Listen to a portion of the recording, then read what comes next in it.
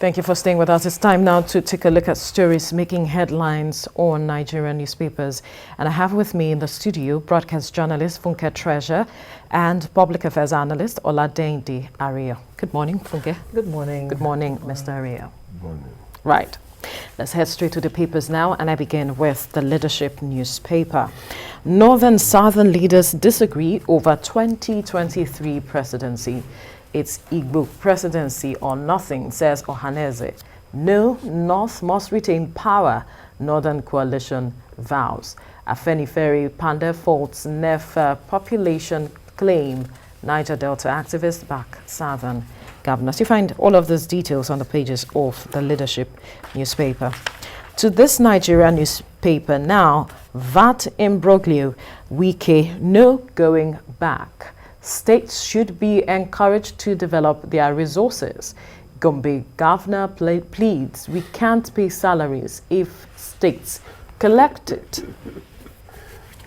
All right, you find details of the story on the pages of this Nigeria newspaper. All right, we'll move to the Nation newspaper now. VAT row, federal government directs remittance by firms to FIRS.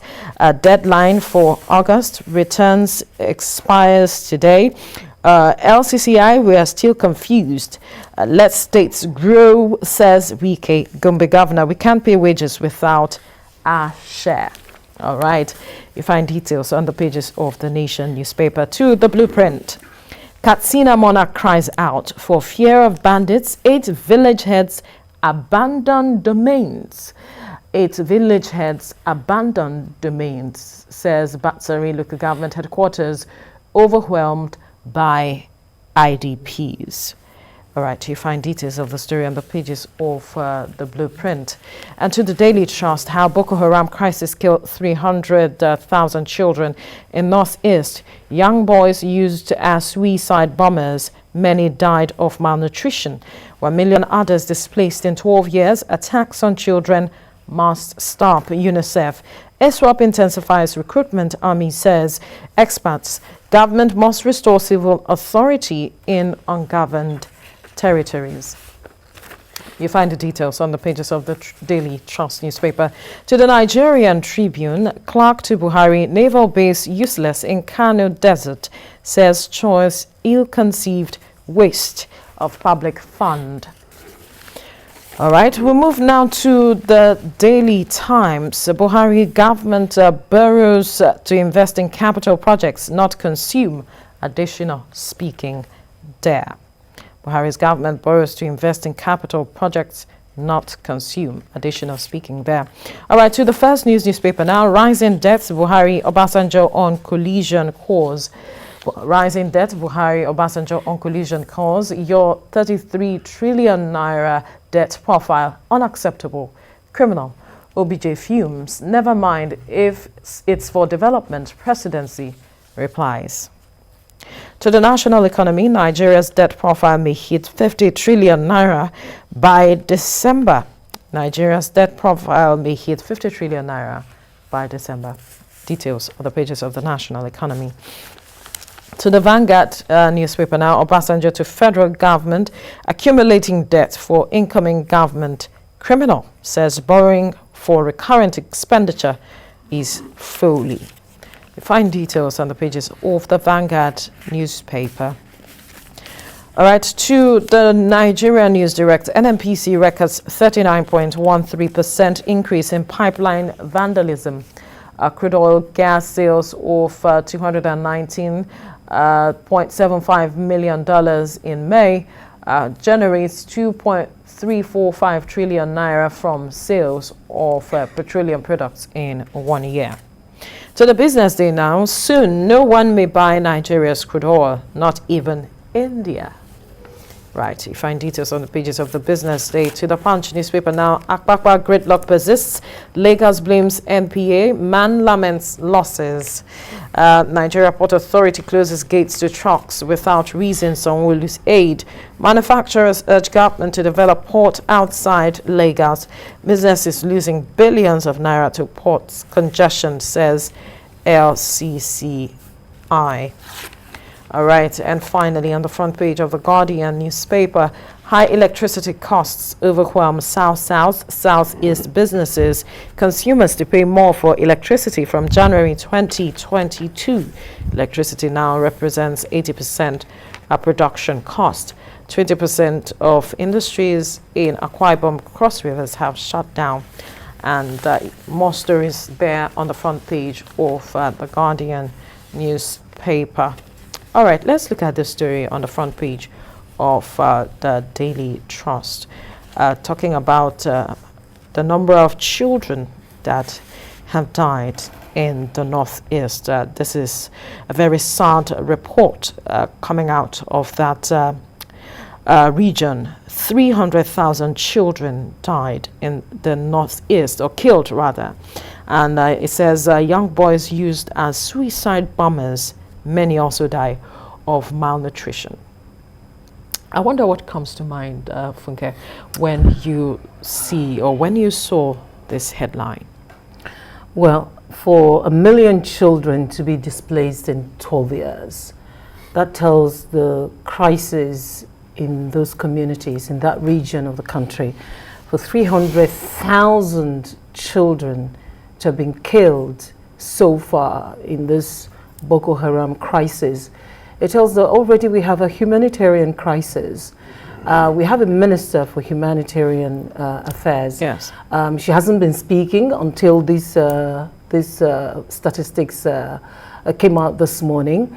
I wonder how many things, how many issues are being, concealed by the federal government. They have said that this is not a war. They have said that these are bandits. But bandits are maiming and killing and, using our children as fodder. So I don't know what to say other than, because we keep saying we appeal to the federal government. I'm particularly tired of saying this, but in a country where children and women are not even spared at a time like this, and there has been no official statement and action from the federal government, it is just so sad. It is sad because these, even in war, women and children, there are ways that you protect them. Protect them. But here we are, we're saying we're not at war, but we have seen 300,000 children killed, and we have seen 1 million of them displaced. And then it's business as usual for a lot of our governors in the Northeast and the Northwest of Nigeria. It's not right. It's not right. There are persons who would say that out of this 300,000, a lot of them had a bright future. We couldn't have known what they would have become. Absolutely. And then again, what does this pose for even the future of those who are alive?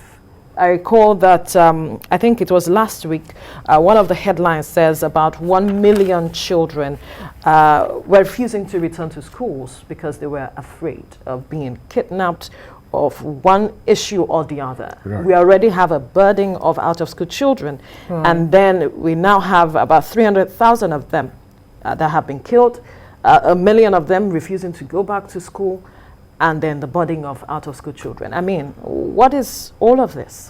When you look at all the trajectories connected to and with terrorism, from whichever angle you want to consider it, right, it's looking extremely hopeless. And for me, the people are not winning, the terrorists are winning. The northern part of Nigeria, globally, is acknowledged to have more out-of-school children, right? Now, with the wasted 300,000 children, the 1 million who are now refusing to go back to school because schools have become harvesting centers for victims by kidnappers, terrorists, and bandits. You cannot fault those children. Those of them who have seen their friends taken away and never returned, they are still living with the trauma. Those who were taken away and were returned, they knew what they went through in the hands of those criminals. They are also still living with the trauma. And when you add all of this together, with the news this morning, the government has no plan or intention to release the names of naming and those shaming who have been identified as being sponsors of terrorism, then you want to ask yourself, where are we going from here? Because all over the world, that is the practice. When you name them, or rather they go after them, but here it's like they are so powerful, they're so mighty, and they must be protected. And then again, if you add, sorry please, if you add the number of young people who've been denied a future in the eastern part of Nigeria, where IPOB has been saying stay at home every Monday, those who have not been able to write exams, so that even now when IPOB has said, okay, we're suspending the stay at home on Mondays, it's still holding. People are still not changing. But you remember that I think about a week ago or 2 weeks ago, some students were even chased out of the exam hall in a particular community. So you begin to wonder what's going on. Even apart, if you blame the government, you blame the people as well. In some parts, in another part of Nigeria, citizens were actually chasing students, young people, out of an exam hall because of agitations. And then you have bandits also killing and using children as suicide bombers. And then we have so many of them. If you look at Kaduna also, many children are not in school at the moment. I don't know if they've resumed. So what is going to happen to that generation of Nigerians? Because already something is happening to their psyche, which will affect them as they grow. So this is sad. It's an unfortunate development. For me, I would say that nothing is happening to them. Really? They have never tasted any good life. They've never known any organized... But doesn't make it right. It doesn't mean that something is not happening to them. They've never been exposed to organized parental care system. Okay? What's happened now to them is taking them deeper into the abyss. Okay? Instead of recovering them, salvaging them, and bringing them up to be regular and normal human beings. Do you understand? Those who went chasing pupils out of exam centers, they are not citizens, they are criminals. When you call them citizens, you are glorifying them. Because a citizen of any country is one who believes in that country and will do everything possible in the interest to protect the interest of not just the country but the citizens as well. Now, you also heard this morning that an emir in Katsina State, the state of Mr. President, had to come out, hands up, seeking assistance. So it's not looking like any moment or any time so soon we will overcome all of these things. And like I told you, the figures are not looking good. So much of our Commonwealth have been squandered. I use the word squander because when you spend on something and you don't derive composite benefit, that spending or expenditure is a waste. Okay? Virtually, we also lost so many of our troopers. A lot of them left young widows. Some left young children. Now, and as we are speaking, go to the IDP camps. You see young children who just live, sleep, eat, and roll by the day. Some have been there for 2, 3, and more years. And yet, more children are still being born, not exposed to education, as in Western education, or learning of arts or crafts or anything. What future are we now preparing for these ones? Definitely, there are tomorrow's cakes of gunpowder. And there are accidents waiting to happen. All right, quickly, your final word. We need to yes, I was going to say, if you look at Katsina, where the president comes from, you see that 8 village heads have abandoned their domains. The natural thing for a person in leadership or in governance in his domain is that's the best place. That's the place you have the best of everything. Yeah. But when you have the president's hometown or states where leaders, villagers are abandoning domains, it means traditional leadership is being eroded. Yes, is under attack. There is no form of governance anymore. We're not winning this war against, not terrorism right now, because the presidency would not want us to say terrorism, against banditry. All right, let's move to something else, and I'd like for us to look at this VAT row between the federal government and the states, where federal government has directed remittance by firms to the FIRS, but then Wike is saying no going back. And then you have the LCCI saying they are confused. We saw organized private sector saying that they are confused. I mean, this position where it's kind of dangerous for their businesses. Who do they pay? Is it that they have to pay VAT to the federal government and then pay again to states? They are trying to avoid that situation. And then we have some governor coming out to say that, you know what, if this goes on, we won't be able to pay our wages. There's so much going on with this. Brings to the fore the objectives of state creation. You see, even now, some people are agitating for more states. How viable are states that can't generate enough IGR to maintain, to service whatever they need to do in that state? Why would Rivers State sneeze or Lagos State sneeze and Gombe will be catching cold? Because that's what's happening. If I decide to say, look, what I generate is for my state. I want to improve my state. I want to make things available, really treat the citizens in my state properly. Then you say, because I am not remitting to this place, you can't pay salaries. What are you doing with the things in your state? Why can't you generate revenue in your state? But there are also implications. In our constitution, supposed to be having what they call physical federalism, right? Right.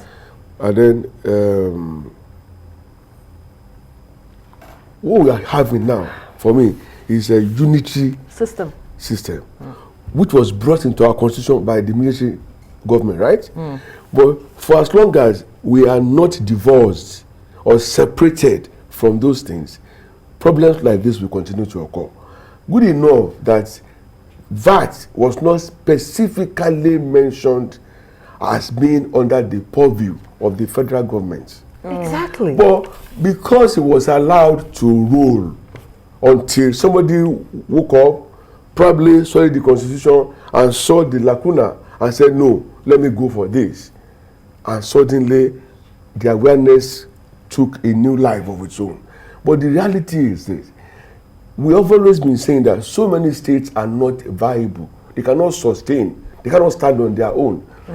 To that extent, and I'm talking of states whose citizens are in Lagos, okay, are being maintained by Lagos. Yet, Lagos makes the money, they now take a large chunk of it, leaving Lagos indebted. I did mean Lagos collects what is due to Lagos, as in VAT and other revenue. This state will not be owing anybody. You think so? I mean, I've worked the figures, and I can tell you, if you want to go, I can send them to you. But because Lagos is having to manage more population than it ever could have bargained for, it's being forced to spend more. Everything here is stretched.